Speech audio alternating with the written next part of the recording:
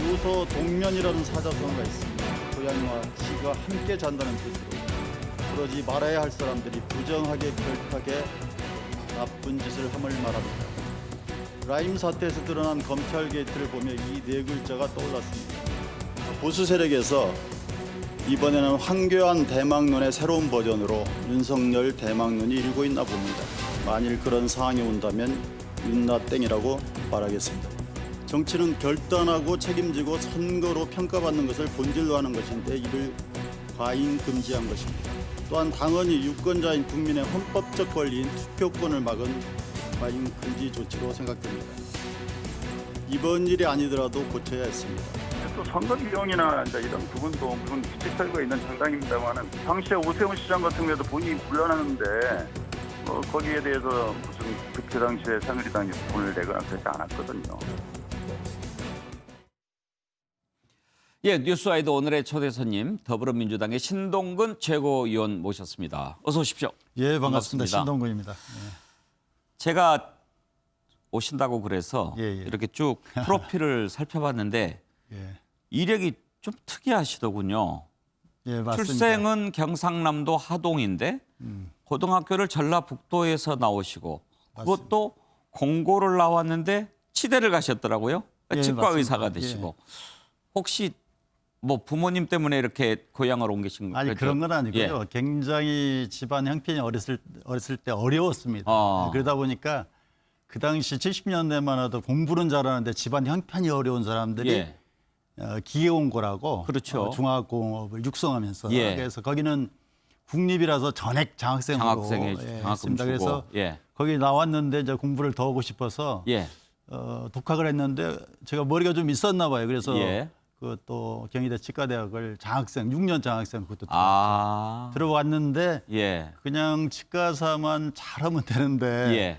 또 들어와서 보니까 81학번 좀 늦게 들어왔어요. 예. 79학번인데 원래 들어왔으면 광주 항쟁 바로 이후잖아요. 예. 그러다 보니까 또 군부 정권에 저항해서 민주화운동하다가 감옥 가고 또 지적당하고 한 10년 만에 졸업하고 그랬죠. 그리고 나서 그러셨군요. 치과사 됐고요. 예. 스토리가 있으신 거 보니까 앞으로 기대가 됩니다. 아이 감사합니다. 치과 의사로 국회의원 하신 분들 몇 분 있으세요? 김춘진 의원도 계시고 김영환 전 의원도 계시고. 전현희 의원, 예, 그렇죠. 변호사로 했지만 예. 원래는 치과사 예. 출신이죠. 맞습니다. 치과 의사하고 정치하고 어떤 관계가 있다고 생각하십니까? 우스갯소리로 제가 가끔 그런 얘기를 합니다. 예. 치과사는 나무 잎 가지고 먹고 살고 정치인은 자기 입 가지고 활동을 하지 않나 이렇게 생각합니다. 예. 그런 입에 그 공통점이 있다 이런 예. 생각하는데 뭐 둘 다 하나는 우리 국민의 건강을 지키는 것이고 또 정치는 우리 사회의 건강을 또 회복하는 일이기 때문에 네. 그런 측면에도 또 공통점이 있지 않나 이렇게 생각합니다. 네. 안 좋은 비유도 있습니다만 그건 생략하겠습니다. 예, 알겠습니다. 제가 왜 이렇게 개인 스토리를 먼저 여쭤봤냐면 예. 재선이시잖아요. 예, 맞습니다. 예. 그런데도 최고위원 당선되셨어요. 예. 그래서 신동근 의원이 어떤 분인데 집권 여당 그것도 거대 여당의 최고위원이 됐을까 예. 궁금해하는 국민들이 꽤 많을 것 같아서 예. 그걸 물어봤습니다. 그 전에 잘 알려져 있지 않다가 갑자기 예. 최고위원이 돼서 또 궁금해 하시는 것 같습니다. 예. 어떻게 재선인데 최고위원 되셨다고 생각하시나요? 저 나름대로는 이제 초선할 때도 뭐 이렇게 외부 활동을 많이 하지는 않았습니다만 우리 당내 현안들에 대해서 항상 이제 우리 내부망이 있거든요. 그러면 이런 현안에 대해서 항상 저의 목소리 또 저의 입장들을 항상 밝혀왔고요. 그런 부분들이 아마 의원들 사이나 우리 당원들 사이에서는 어떤 현안에 대해서 소신이 있고 또 항상 그 부분에 대해서 나름대로 자기 관점이 있다 이런 것들을 인정해 주신 게 아닐까 네. 생각합니다. 지금 상임위는 어디 맡고 계세요? 뭐 아시다시피 요즘 검찰 문제로 시끄럽죠. 법사위를 법사위. 하고 있습니다. 치과사 출신이도 법사위를 하고 있습니다. 예. 요즘 법사위 핫하죠. 예, 그 맞습니다. 전에요. 지금 가장 현안의 네, 미국 대선 네, 관련인데 지금 이제 추세로 보면 뭐 바이든 후보가 당선될 것 같습니다. 근데 지금 정부 여당 우리 쪽에 과연 바이든 인맥이라고 그럴까? 그쪽에 좀 통하는 사람들이 누가 있을까 궁금한데 혹시 누가 있던가요? 저도 제가 뭐 여기 들어왔을 때는 이미 트럼프 정권 당시였고 예. 그래서 제가 거기에 대한 인맥은 잘 모르겠습니다만 근데 상대적으로 보니까 우리 민주당 그 의원들이 공화당보다는 민주당 의원들하고 교분이 상대적으로 많더라고요. 예. 그래서 그 전에 트럼프 정권 당시에는 조금 우리 당 의원들이 공화당 의원과 좀 교류를 더 활발하게 해야 되지 않나 이런 또 제안들이 있었거든요. 예. 그런 측면이 있는 것 같습니다. 아무래도 또 미국 민주당하고 우리 민주당하고 그런 교류도 있을 거니까요. 네, 맞습니다. 예. 기본적으로 정책이라든지 이런 것을 좀 같이 하는 부분들도 있습니까? 진보 성향으로? 좀 그렇죠. 물론 이제 미국 정치하고 우리하고는 조금 뭐 스펙트럼이 다르긴 예. 합니다만 그래도 상대적으로 뭐 리버럴 성향이긴 합니다만 뭐 저희도 뭐 진보 정당은 아니니까요. 예. 어쨌든 상대적 진보성이라는 부분에서는 뭐 비슷하다 이렇게 생각을 합니다. 예. 주로 이제 복지를 좀 강조한다든지, 예. 뭐 고용을 강조한다든지 이런 측면에서는 비슷하지 않나 싶습니다. 예. 아무튼 결과가 사뭇 주목이 됩니다. 워낙 엎치락 뒤치락 해가지고요. 그러니까 바이든 이길 것 같죠? 지금 추세는 그런 것 같네요. 6석이 지금 나왔는데 예. 네바다주를 하면 일단 이긴다고 하는데. 바이든이 예. 획득하면 이긴다는 거 아닙니까? 거기에 이제 다른 지금 아직 결과가 확정되지 않은 지역도 마지막에 우편 투표라든지 아니면 바이든을 지지하는 도시 지역이 아직 예. 더 많이 남았다고 얘기해서 아마 역전될 가능성이 상당히 많다 이렇게 전문가들이 보는 것 같습니다. 예. 예. 우리나라 입장에서는 이제 지금 뭐 섣불리 누가 뭐 되면 좋겠다 이렇게 아니, 이야기할 그럼요. 수도 당연하죠. 없고 예, 또 맞습니다. 뭐 전략적으로도 봐야 됩니다만 여러 가지로 봤을 때 트럼프 대통령 때 이 동맹의 가치 부분에서 좀 힘들었던 것도 사실이에요. 맞습니다. 예. 예, 특히 뭐 너무 모든 것을 돈으로 계산하는 예, 것에 우리가 조금 질렸다고 할까요? 예, 그런 그렇습니다. 느낌이 좀 있습니다. 예, 맞습니다. 예. 앞으로 뭐 주한미군이라든지 또 뭐 그런 부분도 있을 텐데 그런 쪽의 전략은 좀 바꿔지겠죠?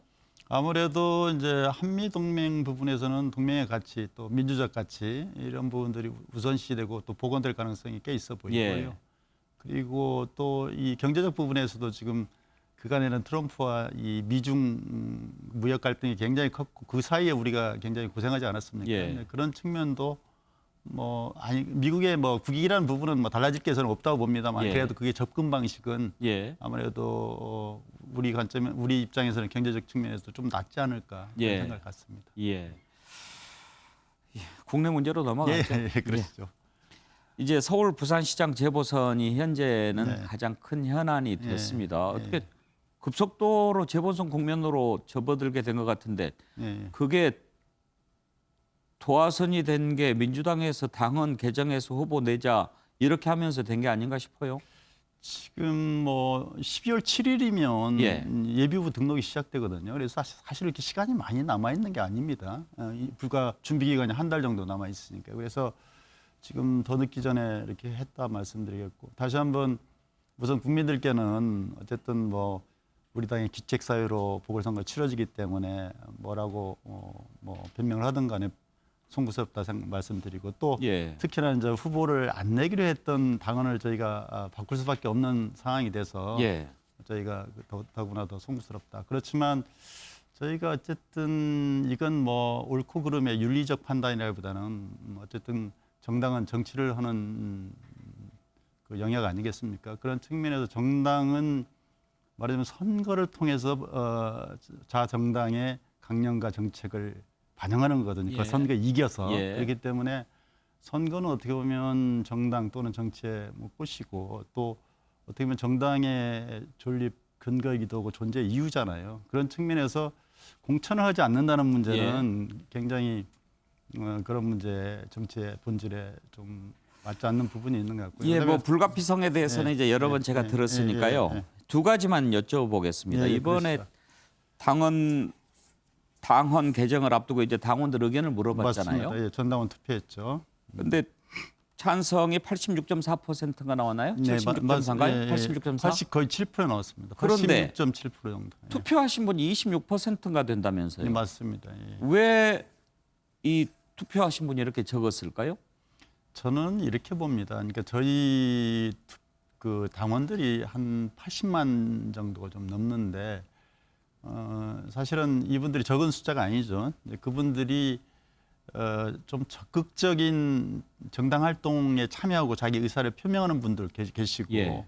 상대적으로 이제 1,000원씩 돈만 내고 그걸로 또 활동을 하시는 분도 예. 계시고 그래서 이 적극성은 차이가 있다고 봅니다. 그리고 또 어떻게 보면 정당 활동 다른 당도 마찬가지지만 정당 활동의 정체성을 보고 들어오신 분도 계시지만 또 인간적 관계로 시구위원들이 당원으로 가입하거나 이런 분들도 계셔서 그 활동의 차이는 있는 것 같아요. 그래서 우리가 많은 분들이 과반수 이상이 참여하시면 좋습니다만은 그 비례 후보를 뽑을 때 전당원 투표로 뽑지 않습니까? 그러면 굉장히 비례 후보들은 국회의원이 달린 문제이기 때문에 굉장히 적극적으로 선거운동을 하잖아요. 그럼에도 불구하고 그 당시에도 저희가 30% 남짓 했거든요. 그리고 저희가 지난번에 비례정당인 열린시민당과 합당할 당시에는 이거 지금보다 26%보다 더 낮은 22% 정도로 결정을 했습니다. 그래서 그런 부분이 있고요. 그다음에 또 하나는 이제 일부에서는 이제 이게 3분의 1이 넘지 않지 않냐 이런 말씀이 있는데,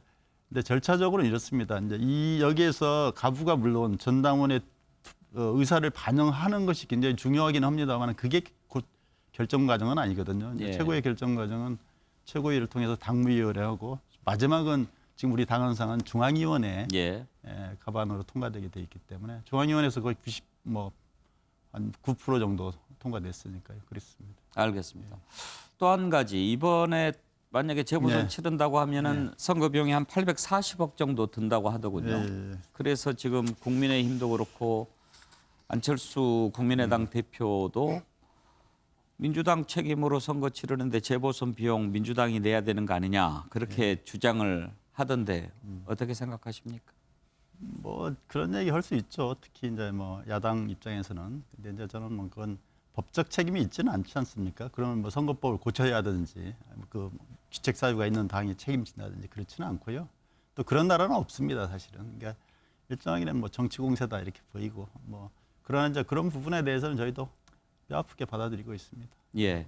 법사에 계시니까 또 하나 뜨거운 내용 물어보죠. 지난번에 국감 하실 때 윤석열 총장 가까이서 이렇게 보시지 않았습니까? 우리들은 뭐 이제 국민들은 청문회로 TV 화면으로 봤는데 가까이서 보셨을 때 윤석열 총장 정치할 것 같던가요?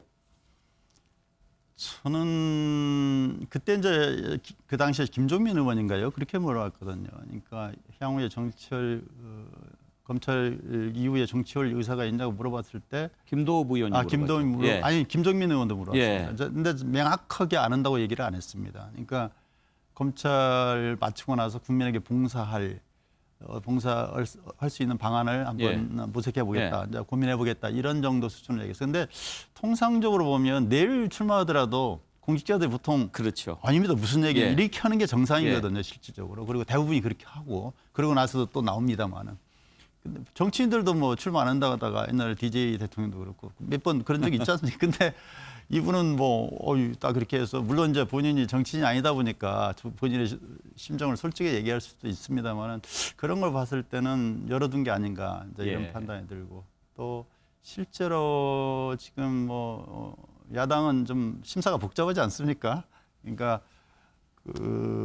이제 본인들의 후보가 좀 없다 보니까 유력 후보를 좀 찾을 수밖에 없는 상황에서 어쨌든 그분이 야당과 정체성이 맞는지는 모르겠어요. 왜냐하면 박근혜 자기들 어떻게 보면 지주라고 할 수 있는 박근혜 대통령을 구속시킨 사람인데 정체성이 맞는지는 모르겠습니다. 그래도 이제 검찰 개혁과 관련해서 우리 당과 대척점이 있기 때문에 야당 지지자들은 어쨌든 간에 대안으로서 지금 주목하고 있는 거거든요. 그러다 보니까 복잡하지 않을까 이런 생각 같습니다. 시간 1분밖에 안 남았어요. 앞으로 좀 자주 나와 주시고 어떻게 풀어야 되겠어요? 그 추미애 장관과 윤석열 총장 간의 갈등을. 저는 이렇게 봅니다. 지금 이게 물론 이제 본인들도 그런 캐릭터 성향들이 좀 있는 것 같고요. 좀 강대강 아닙니까? 저는 추 장관 같은 경우에도 좀 국민들이 봤을 때는 굉장히 막 좀 거칠게 한다 이런 부분이 있지만 사실 또 저희 입장에서 봤을 때는 그 정도 강단 갖지 않으면 저 검찰개혁 지금 하는 과정에서 얼마나 저항이 심합니까? 그런 부분이 있고 또 윤석열 총장도 캐릭터가 굉장히 센 것 같아요. 예. 직설적이고 그러다 보니까 이제 그게 나타나는데 저는 이게 사람과 사람의 그 대립으로 보이지만 그 저변에 깔린 건 결국 검찰 개혁의 제도적 개혁 부분을 저는 주목해야 된다 이렇게 보이고요. 예. 그다음에 또 하나는 윤석열 검찰도 뭐 이러저러하지만 저는 과도기적 현상이다. 결국은 검경 수사권 조정이라든지 공수처 설립이라든지 이런 제도적 개혁을 해나가면서 검찰도 검찰의 개혁과 또 거기에 맞게 검찰 문화가 바뀔 수밖에 없을 예. 것이다 이렇게 봅니다. 알겠습니다.